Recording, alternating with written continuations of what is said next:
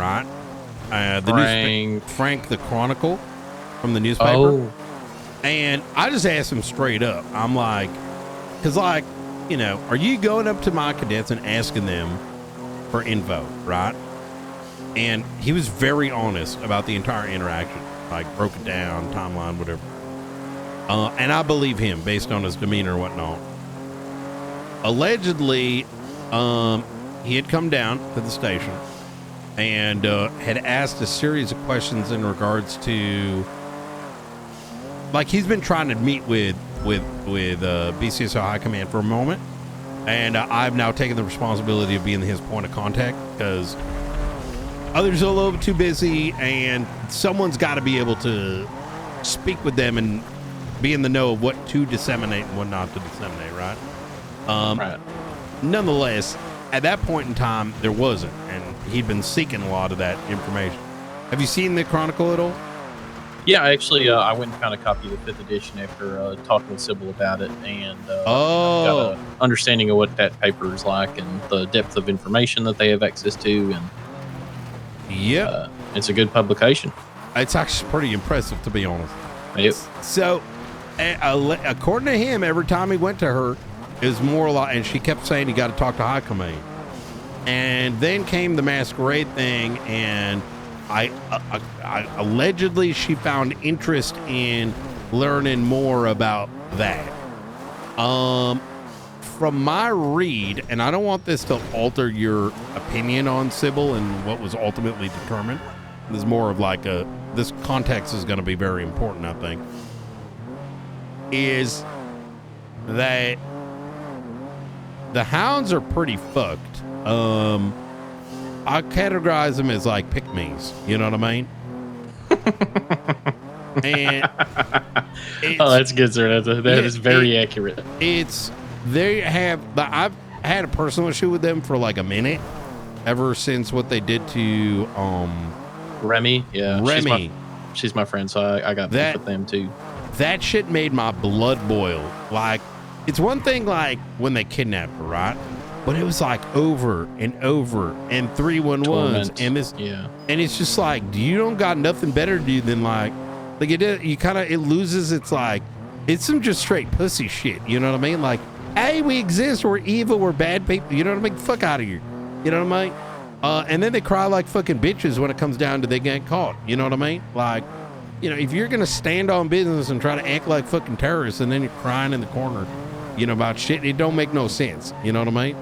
Absolutely, sir. And so then they went after Gates. Then they went after Magistrate, fucking blew him up and shit. And then they started harassing Opal. Opal, I've got my opinions, but ultimately they put her in a position where Opal eventually took a case that I worked on because they had found the murder gun through the raid, but it was tied to a case that was open and shut first-degree murder. Like, there ain't no wiggle room, right? They forced/convinced her to push for bringing it from first-degree murder down to manslaughter, and I give it to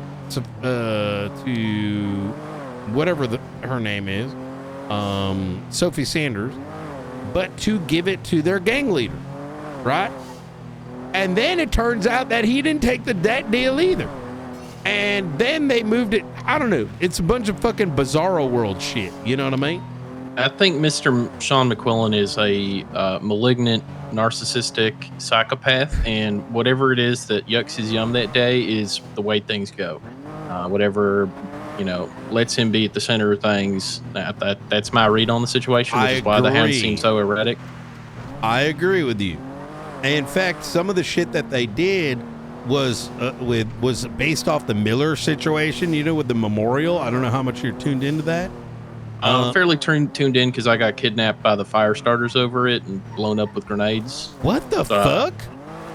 Yeah, they said it was for the Hounds and ADMC when they chucked them fragmentations. Well, here's the thing: the ADMC ain't got nothing to do with that shit.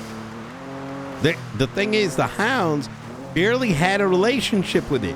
They just kind of came on and they're like, "Oh, I'm involved too."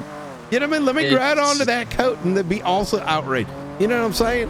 So TJ Walker, this blah blah blah. Yeah, it's like fuck out of here. Like I don't even know if you knew that guy.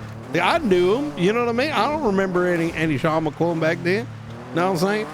Anyways, like I mean, my point there is after I'd heard some of what Sybil said and then what Frank said, I came to the realization these motherfuckers, like she must have mentioned something about the publication or something about, you know, the masquerade party, right? Which all this stuff was in the newspaper.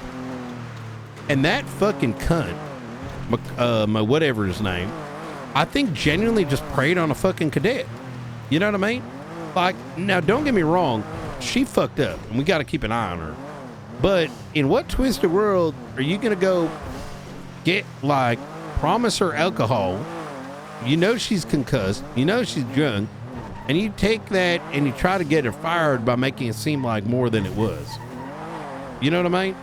So yeah, I think as far as Sybil goes, the whole situation, which is of course pretty much a throw it in the trash hearsay kind of thing, because it's, you know, Seamus McCarthy, right? Right. But what it did uncover is her off-duty curiosities, which Romello and I, when we talked to her, you know, it's like, hey, you know, this is inappropriate. When you're off duty, you are not, you know, save that curiosity for when you're on duty, and it can be channeled through the appropriate sources. Good. Right? Good. Very like, good. Go to Vespucci and grab a drink, have a beach day with friends when you're off duty. Don't go investigate.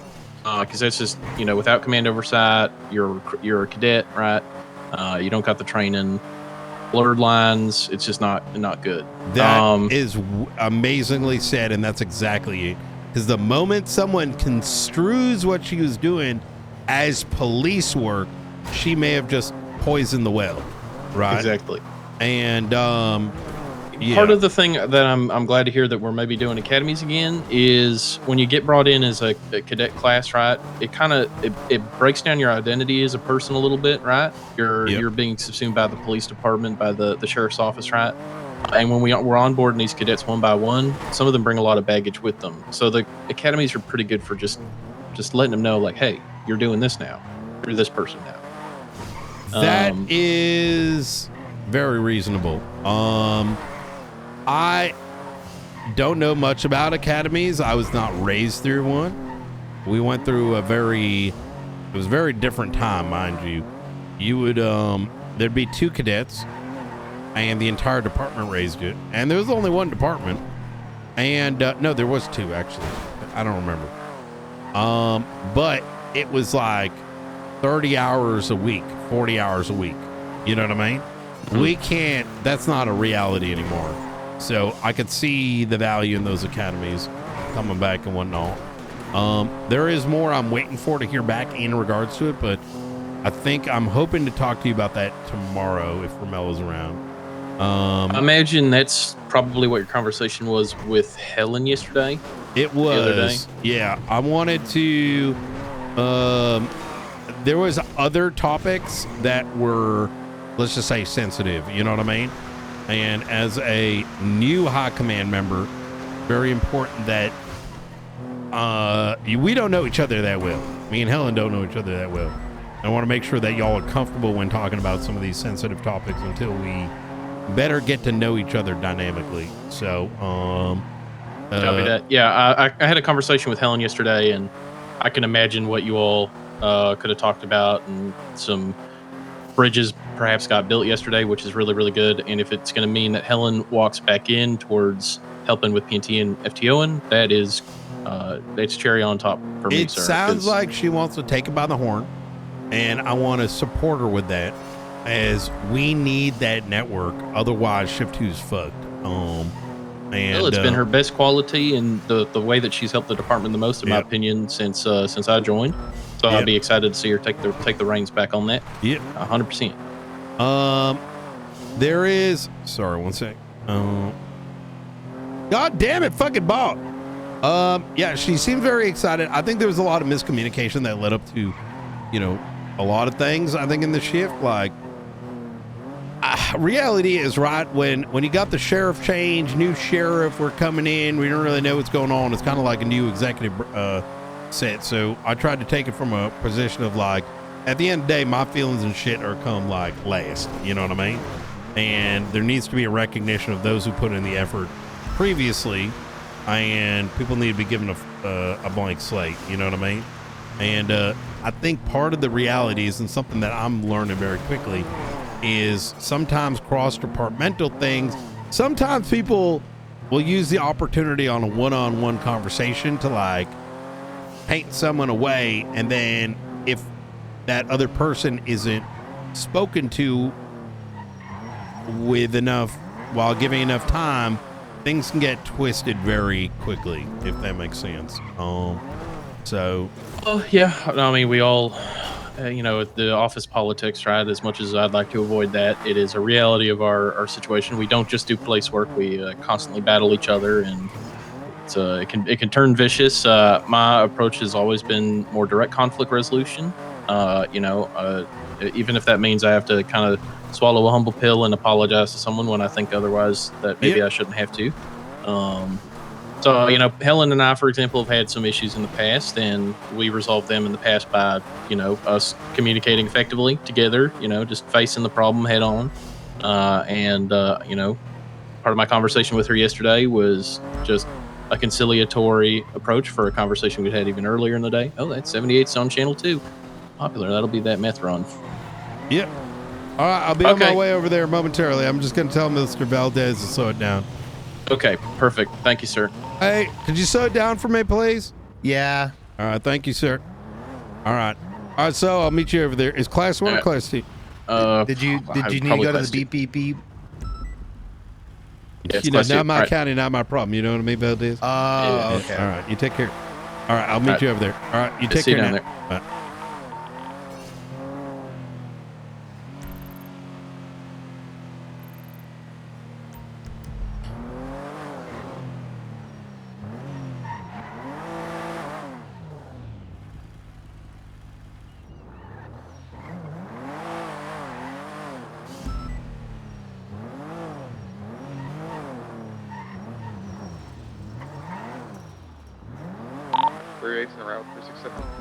He's pinched you to AC units now. There's an individual by a porta potty underneath the freeway as well. Seems like he may be